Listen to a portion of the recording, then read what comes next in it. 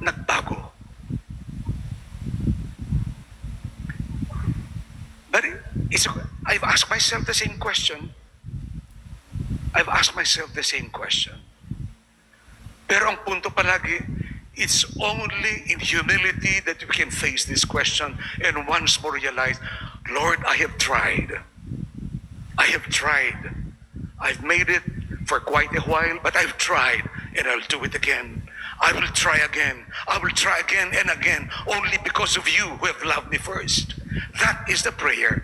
Yun yung dasal na kalugod-lugod sa Diyos.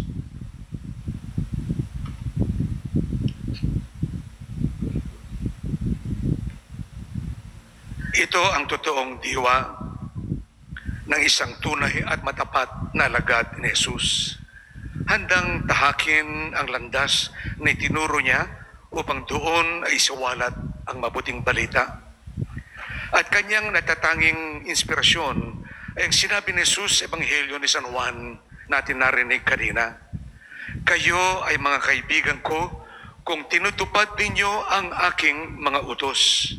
Hindi ko kayo't itinuturing na mga alipin sapagkat hindi alam ng alipin ang ginagawa ng kanyang Panginoon. Sa halip, itinuturan ko kayong mga kaibigan sapagkat sinabi ko sa inyo ang lahat ng narinig ko sa aking Ama. John chapter 15 verses 14 to 16. Nangyayari ito kapag ang salita ni Jesus, tulad ng ating narinig sa Ebanghelyo ni San Juan, ay ating isa-isip, isa-puso, at isa-buhay. And God knows our weaknesses, but keep turning to Him. And we'll always draw strength, inspiration, and courage to be what the Lord expects of us. Lahat tayo ay may kanya-kanyang alaala. At para sa iyo, Reverend Patrick, January 13, 2024, magiging bahagi na ng iyong alaala. Memory allows us to learn from past experiences, make informed decisions, and helps shape our identity.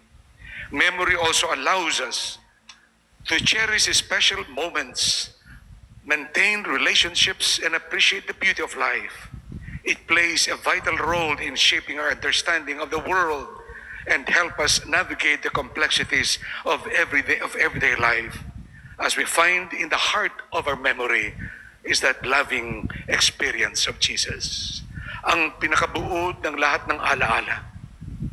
Huwag kang titigil hanggat doon masumpungan. In the heart of all our memories and remembrances is our Jesus who has loved us first. Allow me to conclude a reflection with a word from Pope Francis, which you already have heard. Sinabi niya, the priest is to be a source of blessing for his people. The priest is to be a source of blessing for his people. I say that to you, Reverend, and I would like to ask the lady, have we been blessings for you? If we have failed to become blessings for you, pakitext mo kami. Pakitext nyo kami. And then sabihin nyo lang, simulan lang nyo isang panalangin and then sabihin nyo kung ano yun. And then together we will pray that if indeed we have failed to become blessing for you, but with you as a blessing of the Lord for the diocese, together we can accomplish what the Lord expects of us, to be a true disciple of the Lord and the channel of His saving grace.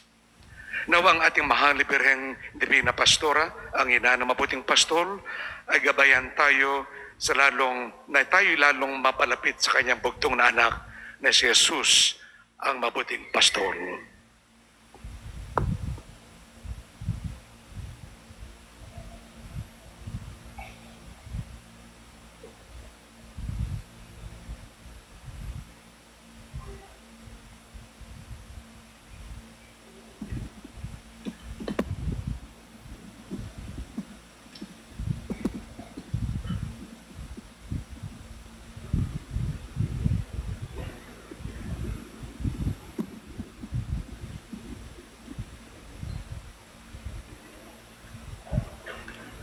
Minamahal kong kapatid na ordinang pare, dapat mong sabihin ng hayagan ngayon ang iyong malayang pasya na akuin ang paglilingkod ni Hesu Kristo.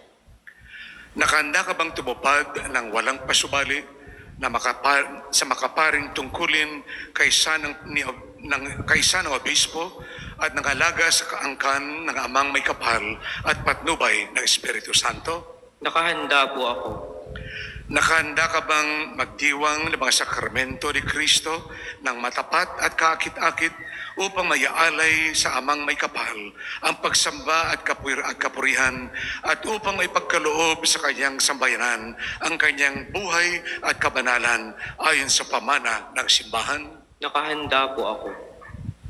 Nakahanda ka bang mangaral ng salita ng Diyos ng mahusay at maalam sa pamagitan ng pagpapahayag ng mabuting balita at pagpapaliwanag sa pananampalataya ng simbahan? Nakahanda po ako. Nakahanda ka bang tumulad araw-araw kay Hesu Kristo na nagain na kanyang sarili ukol sa ating kapakanan sa pamagitan ng iyong pakikisa sa kanyang gawaing iligtas ang tanan? Nakahanda po ako sa tulong ng Diyos.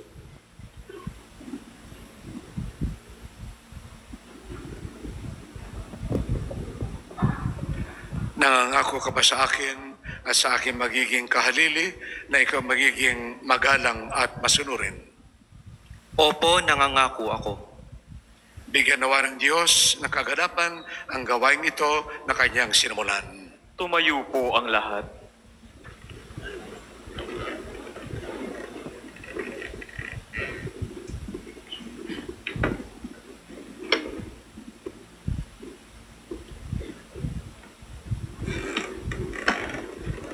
Mga kapatid, madalangin tayo sa Diyos Amang makapangyarihan upang kanyang pagpalain ang kapatid nating ito na ordenang paring. Magsiluhod ang lahat.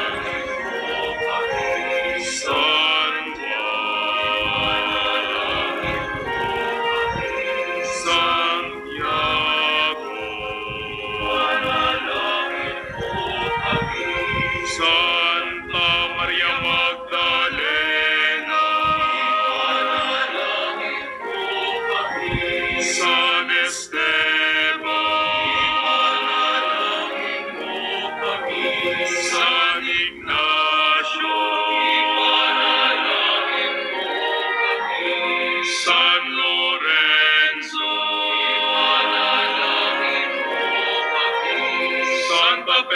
Perpetua at Santa Felicidad.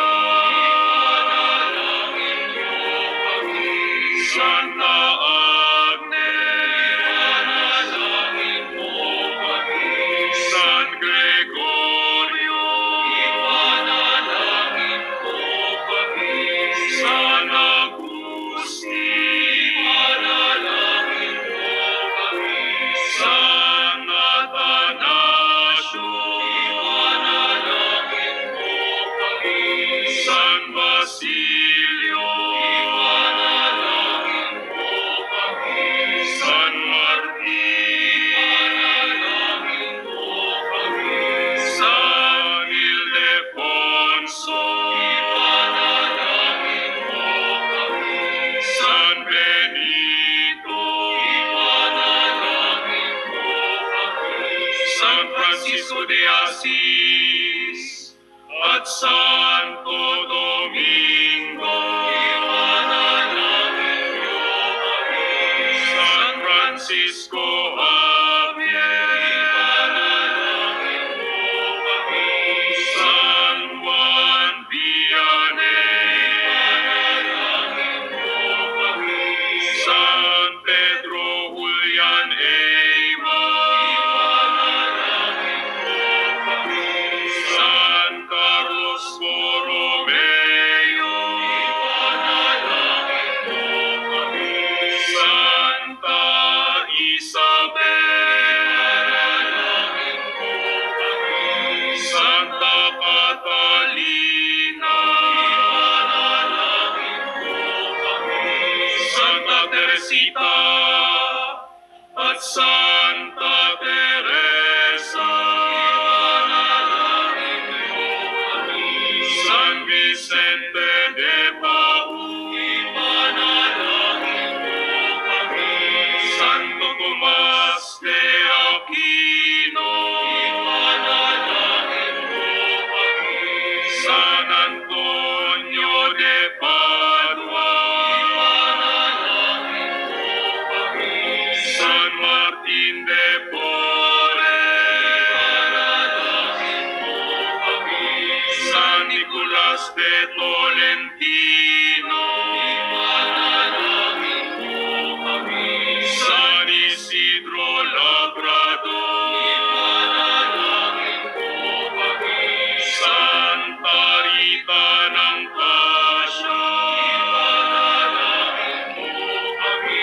Santa Barbara, ipanalangin mo kami. Santa Teresa ng Kolkata, ipanalangin mo kami. San Hilario, ipanalangin mo kami. San Patricio, ipanalangin mo kami. San Lorenzo de Manila, ipanalangin mo kami. San Pedro Calungso, ipanalangin mo kami. Lahat kayong mga banal sa piling ng may kapal, ipanalangin niyo kami.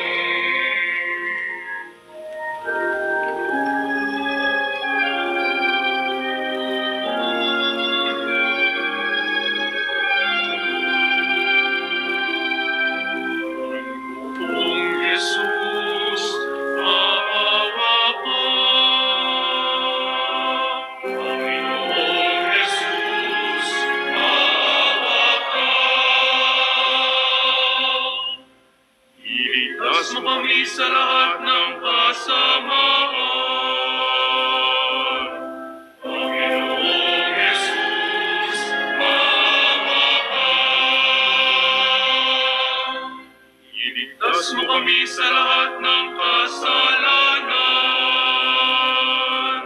Panginoong Jesus, maawa ka. Iligtas mo kami sa walang hanggang kamatayan. Panginoong Jesus, maawa ka. alang sa iyong pagiging tao. Panginoong Jesus, maawa ka. Alang-alang sa iyong pagkamatay at muling pagkabuhay, para sa aming kapakanan. Panginoong Jesus, maawa ka. Alang-alang sa pagkakaloob mo sa amin ng iyong banal na Espiritu. Panginoong Jesus, maawa ka. At nubayan mo at kalingahin ang iyong angkan. Panginoong Jesus, maawa ka. Itaguyod mo sa pagsasatuparan ng iyong atas ang aming Papa, mga obispo, mga pari at mga diakono. Panginoong Jesus, maawa ka. Pagkalooban mo ng kapayapaan at pagkakaisang sandaigdigan. Panginoong Jesus, maawa ka. Bigyan mo kami ng lakas upang makapaglingkod sa iyo. Panginoong Jesus, maawa ka. Pagpalain mo ang iyong hinirang na masasabalikat ng iyong paglilingkod. Panginoong Jesus, maawa ka. Pagpalain mo siya at gawing kalugod-lugod. Panginoong Jesus, maawa ka. Pagpalain mo siya at italaga sa kaniyang atas na gawain. Panginoong Jesus, maawa ka. Pagpalain mo ang kaniyang mga magulang at mga tagapagtangkilik. Panginoong Jesus, maawa ka. Tingin mo ang lahat ng aming kahilingan. Panginoong Jesus, maawa ka.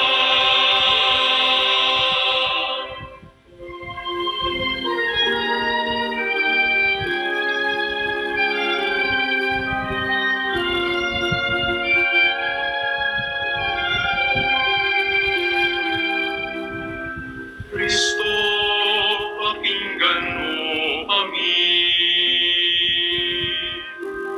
Kristo, pakinggan mo kami. Kristo, Kristo, Kristo, tumanalangin sa'yo.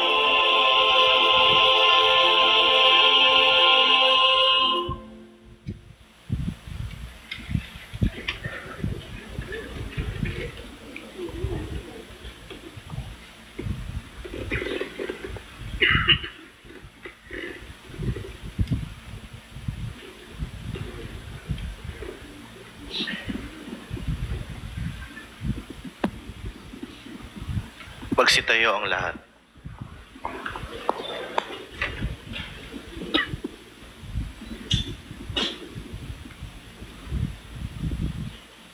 Amang mapagmahal, ipagal mo ang aming kahilingan.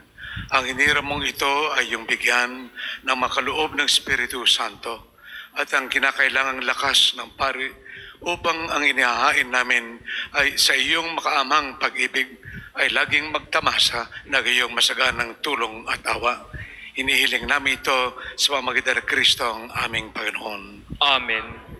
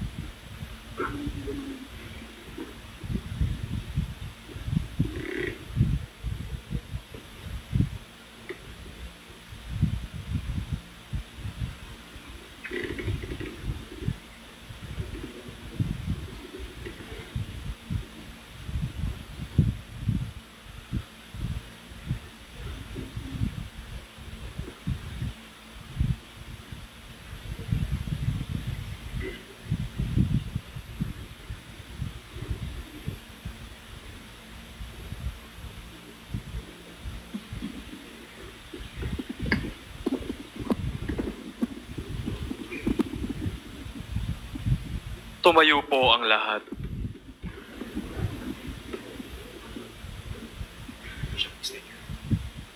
Amang may kapal, kami iyong tulungan, ikaw nagbibigay ng atas na gawain at tungkulin sa amin. Ikaw pinaggagalingan ng pag-unlad at lakas ng iyong nilikhang mga tao. Ikaw nagtatag na makaparing orden at gawain na mga anak ni Levi, na sa matandang tipan ay hinirang mong tumulong sa madakilang pari na namumuno ng iyong bayan. Sa ilang ipinagkaloob mo ang 70 piniling lalaki, ang diwa ni Moises, at sa tulong nila ay namuno, at ang mga anak ni Aaron ay ginagawaran mo rin ng masaganang pagpapala upang laging may paring mga ngasiwa sa bayan at maghain ng tinakdang pagsamba. Ang iyong anak na si Jesucristo ay binigyan mo rin ng malagad na hinirang upang magturo ng pananampalataya at binigyan mo ng mga katuwang na maghatid ng mabuting balita sa sanlibutan. Isinasama namin sa iyo, Amang makapangyarihan, bigyan mo ng lakas kaming mamahina sapagkat ang saga ng aming sarili, kami ay walang magagawa. Makapangyarihang Ama, hinihiling namin na ipagkaloob mo ang iyong lingkod ang orden ng pagkapari. Pag-ibayuhin mo siya sa kanya ang espiritu ng kabanalan, ang tungkulin na tinatanggap sa iyo, Diyos, para sa ikalawang antas ng pagkapari, na sa kanyang sa kanya nawang magampanan at maging halimbawa nawa siya ng ulirang pamumuhay para sa kapwa. Maging mahusay nawan siya sa pagtuwang sa obispo upang ang mga pangungusap ng mabuting balita ay sumapit sa lahat ng panig ng digdig at ang lahat ng mga tinipong tao ni Jesucristo ay mapisan sa iyong angkan. Inihiling namin ito sa pamamagitan ng Jesucristo kasama ng Espiritu Santo magpasawalang hanggan. Amen. Magsiupo ang lahat.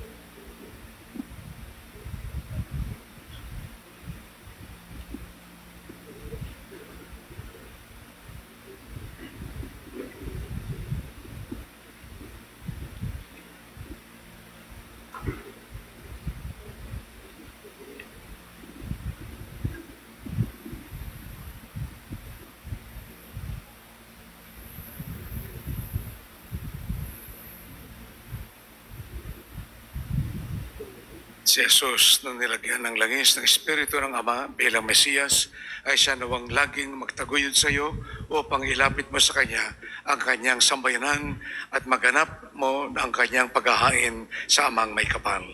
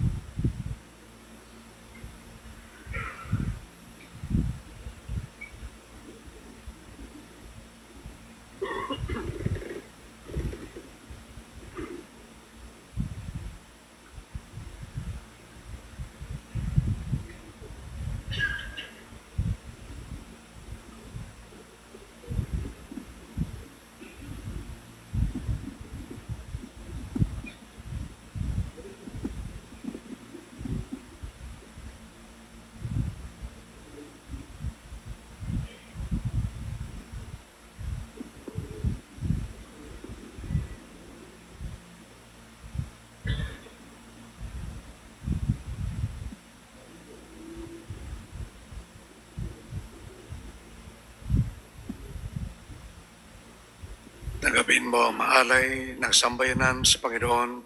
Isaloob mo ang iyong ginagawa. Panindigan mo ang iyong pinanghawakan. Ang iyong buhay naway mahubog sa iyong pagdiriwang ng ginaganap ni Jesus sa krus.